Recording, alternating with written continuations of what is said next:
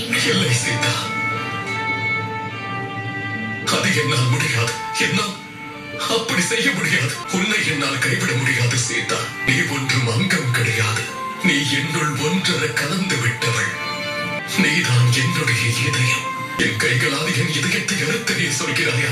அதை இழந்த பிறகு ராமனா வாழவே முடியாது.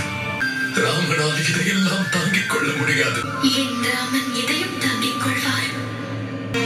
வழியும் ரத்தத்தில் அறநெறி இன்னும் போத்து குலுங்கும் மலரை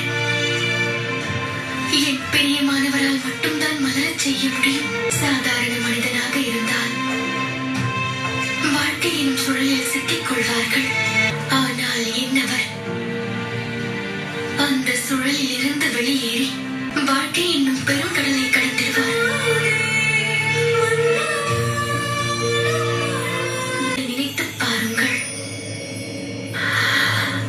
உங்களுடைய முடிசூட்டு விழாவின் போது தாங்கள் புரிய வைத்தீர்கள். ஒருவர் வாழ்க்கையில் தம்முடைய அதிகார குணத்தை கைவிடுகிறார்களோ அவர்களே மனிதராவார்கள்.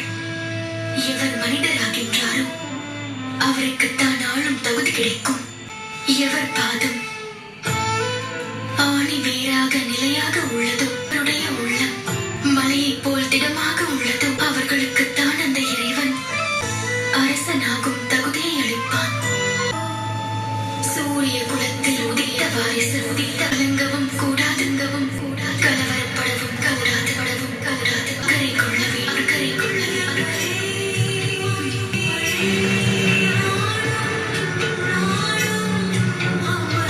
கேட்கட்டுமா அண்ணே? எப்படி இந்த அநீதியத்திற்கு நீங்கள் சம்மதித்தீர்கள்?